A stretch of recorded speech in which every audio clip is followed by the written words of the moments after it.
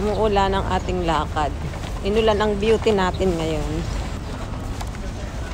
May dala akong payong pero ayoko siyang gamitin kasi ayoko siyang mabasa. Pag medyo hindi na carry, magpayong tayo. Ready naman ako for today's video kasi alam ko nga may ulan ngayon. Kaya I'm ready. Punta tayo ng Tambayan ngayon. Lapit lang naman dito sa bahay na tinitira namin. Ayun ang bahay namin, oh. Ang aming building.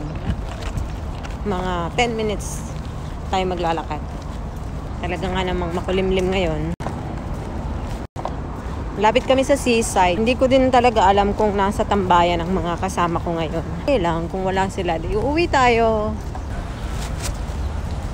Lakad-lakad lang tayo sa ulan. Marami pa naman ako nakikitang hindi nagpapayong. Kaya hindi muna tayo magpayong. Kaya lang medyo parang lumalakas na talaga siya. Magpayong tayo. Magpayong. O, diba?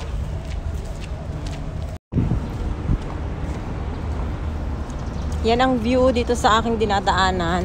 Daming fishing ship.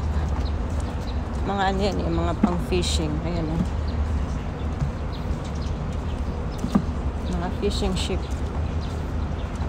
Layo-layo pa ang ating lalakbayin. Nakikita nyo ba yung blue na building na yan? Yan. Diyan tayo pupunta. Tanaw naman na susumahin sa lakarin ay malayo-layo pa yan. Ganda ng aking paligid. Usually pag Sunday dito ang daming tao. Kaya lang dahil nga umuulan, wala masyado. Grabe yung dalawang barko. Parang dikit na talaga sila. Oh. Dikit na. Baka sinadya nila. Ayun, kasi ano eh, umiikot itong isa eh. Medyo malapit na tayo. Ayan, lumalapit na tayo ng lumalapit. Sana naandyan sila. Ang sarap maglakad-lakad dito, palalo na pag ano, yung hindi masyadong mainit, paghapon, tsaka umaga. Daming naggaano dito na nagja-jogging. Kaya lang, ngayon nga ay maulan. Tapos may bicycle lane dyan sa tabi dyan. Napakahaba niya ng bicycle lane na yan. Tawid tayo, naka-red. So, we need to wait. Sana nandito sila. Dito na tayo guys. At nandito sila. Nakikita ko na yung trapal. Ba? Sila lang.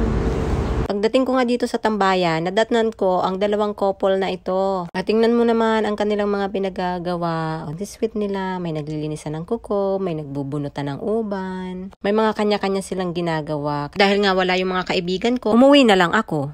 Kakaloka lang tong lakad ko. Wala yung aking friend, so uwi na lang ako.